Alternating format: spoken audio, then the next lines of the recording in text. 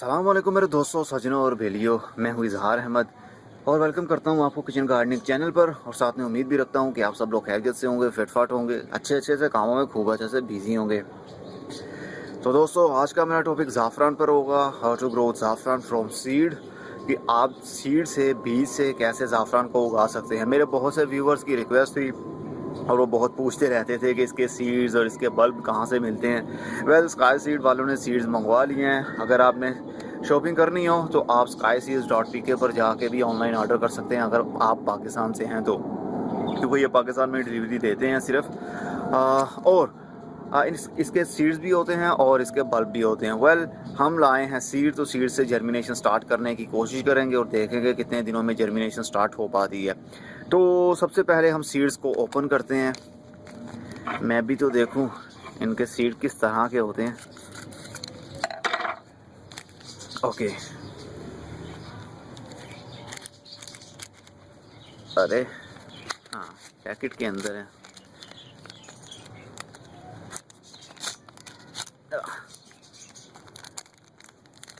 ये रहे सीड्स।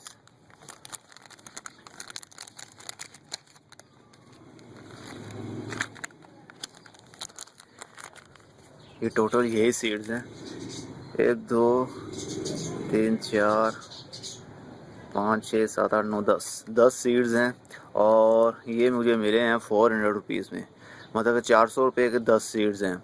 तो अगर ये आपसे जर्मिनेट हो जाते हैं, मतलब इससे प्लांट बन जाता है, इसका बल्ब बनता है। सबसे पहले जिस तरह प्याज का बल्ब होता है उसी तरह का इसका भी बल्ब बन जाएगा।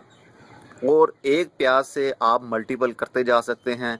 एक प्याज की लाइफ होती है 15 साल तक। ये मैंने सर्च किया नेट के ऊपर, 15 साल तक आपके पास वो रह सकता है। टाइम टू टाइम इसको आप ड्राई कर लें, मतलब जब सीज़न ऑफ हो उसको ज़ाफ़रान के सीड्स को, मतलब बल्ब को निकाल लीजिए और उसको स्टोर कर लीजिए किसी ठंडी जगह पर। ड्राई और ठंडी जगह हो जहाँ पर ह्यूमिडिटी ना हो।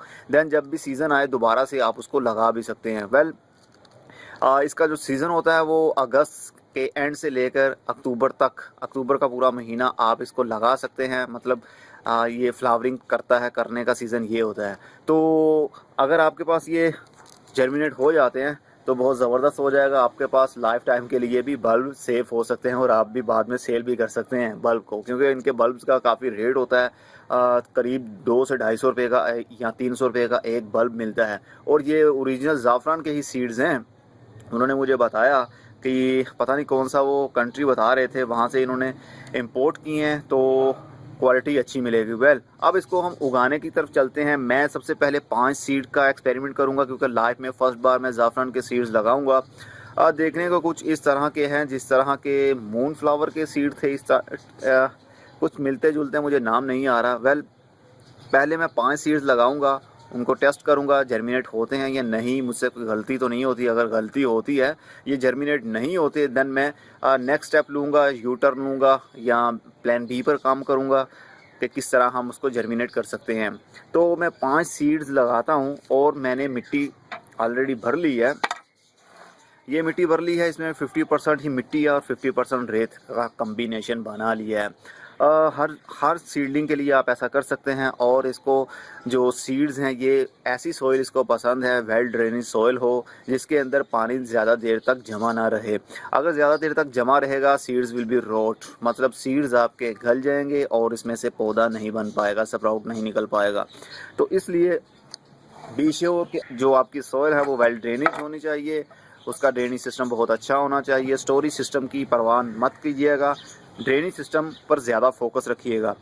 इसको हम इक्वल कर लेंगे, इसकी लेयर को, सरफेस एरिया इसका बिल्कुल बराबर कर लेंगे, ताकि सीड्स को जब हम पानी दें तो इक्वल पानी सबको एक जैसा मिल जाए। आप किसी भी टूल की मदद से कर सकते हैं। टोकरी के अंदर मैं कर रहा हूँ, आप भी टोकरी के अंदर कर सकते हैं। अगर टोकरी नहीं है आपके पास तो आप क्ले पॉट, मतलब मिट्टी का जो गमला होता है, उसके अंदर भी ज़ाफ़रान के सीड्स लगा सकते हैं। और इस सीडलिंग को फुल सनलाइट की ज़रूरत होती है।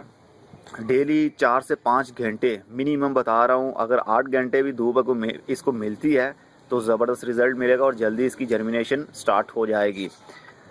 अगर इसको आप इंडोर रखते हैं तो इंडोर इसकी सीडलिंग स्टार्ट नहीं हो पाएगी। इसलिए इसको फुल सनलाइट में रखें, क्योंकि वैसे भी मौसम अब चेंज हो रहा है, सर्दी का सीज़न स्टार्ट हो रहा है। रातों को ठंड हो जाती है और सुबह को धूप भी निकलती है, लेकिन उतनी गर्मी नहीं होती जितनी जून जुलाई के महीने में होती है। और ह्यूमिडिटी भी अब कम हो गई है, ह्यूमिडिटी अब नहीं है हवा में। रातों में ह्यूमिडिटी लेवल हाई हो जाता है, लेकिन दिन में ऐसा नहीं होता। ओके, तो इसको चाहिए सनलाइट, मतलब धूप, डायरेक्ट सनलाइट चाहिए, डायरेक्ट धूप चाहिए, सन रेज चाहिए।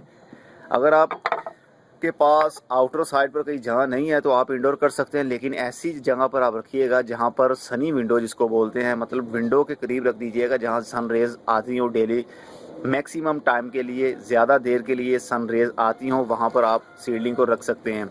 तो अब मैं लगाता हूँ 5 प्लांट्स देखते हैं, मतलब 5 सीड्स देखते हैं कितने दिनों में जर्मिनेट होते हैं।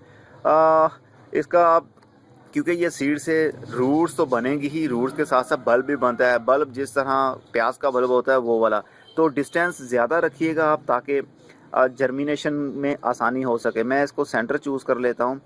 जब ये स्प्राउटिंग इसकी स्टार्ट हो जाएगी, जिस तरह प्याज की ग्रीन ग्रीन स्टेम्स होती हैं वैसी स्टेम्स निकलना शुरू हो जाएंगी, देन हम इसको निकालेंगे तो नीचे प्याज बना होगा, तो उसको हम ट्रांसप्लांट करेंगे किसी इंडिविजुअल पॉट में, सेपरेट पॉट में, और वो वहाँ पर अपनी ग्रोथ स्टार्ट कर देगा। 1 2 3 4 और 5 मैंने कुछ इस अंदाज में इस तरह सीडलिंग कर दी है, इस तरह सीडलिंग कर दी है। 5 सीड और 5 मेरे पास अभी सेफ हैं, तो मैं उसको स्टोर कर लेता हूँ।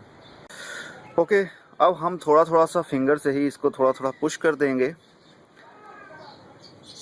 ताकि जब हम पानी दें इसको तो ये अपनी जगह से हट ना जाए, इसलिए इसको ग्रिप करने की ज़रूरत होती है। और अब हम उसके ऊपर लेयर करेंगे कोकोपीट की। आजकल मैं कोकोपीट पर ज़्यादा फोकस दे रहा हूँ क्योंकि कोकोपीट का रिज़ल्ट बहुत अच्छा मिलता है और जल्दी जर्मिनेशन स्टार्ट होती है सीड की, क्योंकि इसके अंदर बहुत लाइट वेट मटेरियल यूज़ किया होता है उन्होंने, तो वेट ना होने के बराबर होता है। आप 1/2 इंच की इसके अंदर लेयर कर सकते हैं, क्योंकि ये सीड्स काफ़ी हार्ड है तो कुछ देर इसको सोकिंग के लिए भी मिल जाएगा। अगर हम 1/2 इंच की लेयर करते हैं तो थोड़ी देर के लिए ये सीड्स गीले रहेंगे, देन जल्दी सीड से स्प्राउटिंग बनना शुरू हो जाएगी। ऊपर वाला पूरे का पूरा सरफेस एरिया आप एक बार कवर कर देंगे कोकोपीट के साथ ही, और देन इसको हम पानी देंगे शावर की मदद से। हम नीचे से पानी नहीं देंगे, ऊपर से ही पानी देंगे, शावर की मदद से पानी देंगे और बहुत आराम से पानी देंगे, बारीक शावर से, कि ये कोकोपीट अपनी जगह से हट ना जाए। अगर कोकोपीट अपनी जगह से हट गई तो सीड्स विजिबल हो जाएंगे और सीडलिंग स्टार्ट नहीं हो पाएगी। 400 का पैकेट है, मतलब मैंने 5 यूज़ किए हैं, तो 5 का मतलब 200 रुपीज़ के ये सीड्स हैं जो मैं इस टाइम लगा रहा हूँ। तो हम नहीं चाहते कि हमारे पैसे बर्बाद हो जाएं, इसलिए बहुत केयर करनी पड़ेगी आपको। सीडलिंग स्टार्ट करने के लिए फोकस रखना पड़ेगा, वेदर पर भी, बारिश का भी देखना पड़ेगा। अगर बारिश आती है इसको आपने आउटडोर रखना है, फुल धूप में रखना है सीडलिंग को, देन इसकी सीडलिंग जल्दी स्टार्ट हो पाएगी। ओके,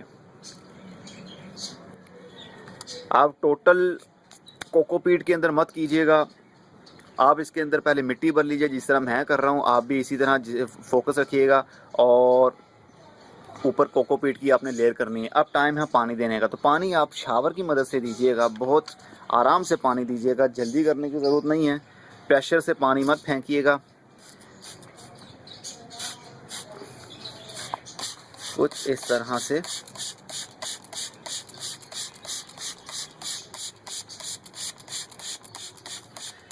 कोकोपीट को पानी मिलना चाहिए और कोकोपीट मॉइस्ट रहेगी और सीड को हल्का हल्का टाइम टू टाइम मॉइस्चर मिलता रहेगा, देन उसकी जर्मिनेशन बहुत जल्दी स्टार्ट हो पाएगी। मैं उम्मीद करता हूँ कि इसका रिज़ल्ट मुझे बहुत अच्छा मिलेगा और मैं पार्ट 2 बनाऊँगा इसका, जब इसकी स्प्राउटिंग स्टार्ट हो जाएगी तब से लेके मैं ट्रांसप्लांट तक का एक सेपरेट पार्ट बनाऊँगा। इसलिए मैं ये वाला पार्ट जस्ट सीडलिंग पर इसलिए बना रहा हूँ ताकि आप लोगों को पता चल जाए और आप लोग भी सीड्स मंगवा लें, क्योंकि अगर विंटर सीज़न स्टार्ट हो गया देन इसकी जर्मिनेशन स्टार्ट नहीं हो पाएगी। अभी भी गर्मी है, धूप में तपश है, तो इसलिए आप भी अभी मंगवा लीजिए और इसकी सीडलिंग कर लीजिए जिस तरह मैं कर रहा हूँ। और जब इसके बल्ब बन जाएंगे इसको स्टोर करने का, और टाइम टू टाइम तो वीडियोस बनती ही रहती हैं, अपडेट करता रहता हूँ आपको, और आपको भी खूब अच्छे से समझ लगती रहती है। वेल, ये मेरा लाइफ में फर्स्ट बार एक्सपीरियंस है, एक्सपेरिमेंट समझ लीजिए कि मैं इसकी सीडलिंग कर रहा हूँ और देखते हैं कि कैसा रिजल्ट मुझको मिलता है। ओके दोस्तों, अब ये फाइनल हो गया। अब इसको मैं धूप में प्लेस कर दूंगा जहाँ फुल टाइम धूप रहती हो। अगर फुल टाइम धूप रहेगी तो जो ऊपर हमने कोकोपीट यूज़ किया है ये टाइम टू टाइम ड्राई भी हो जाता है, लेकिन आपने इसको मॉइस्ट रखना है। शावर से फिर दोबारा से इसको ऊपर दोबारा से शावर कर दिया करें। इवन कि आप सूरज की रोशनी में भी, धूप में भी इसके ऊपर शावर कर सकते हैं, नो इशू, कुछ नहीं होगा। क्योंकि अगर धूप पड़ रही होगी, धूप के बीच में आप इसको शावर करेंगे तो ये ऑलरेडी हीट होगा, और जब इसके ऊपर पानी पड़ेगा तो कोकोपीट है और मिट्टी के अंदर नाइट्रोजन ज़्यादा बनेगी। अगर नाइट्रोजन ज़्यादा बनेगी तो इसका मतलब है कि सीड की जर्मिनेशन जल्दी स्टार्ट होगी, क्योंकि नाइट्रोजन की काफ़ी ज़रूरत होती है। सीड को भी हीट मिलती है नाइट्रोजन से, देन जर्मिनेशन जल्दी स्टार्ट होती है। तो आप टाइम टू टाइम इसको पानी देते रहेंगे। अभी मैं 3 से 4 बार पानी दूंगा, ये देख सकते हैं आप, इसने पूरा पानी स्टोर कर लिया अपने अंदर। मैं और दोबारा पानी दूंगा, लेकिन नॉट ओवर वाटरिंग। ओके दोस्तों, अब अगले वीडियो में फिर किसी नई इन्फॉर्मेशन के साथ मिलेंगे। तब तक के लिए good bye, see you and tata, और अपना बहुत सा ख्याल रखिएगा।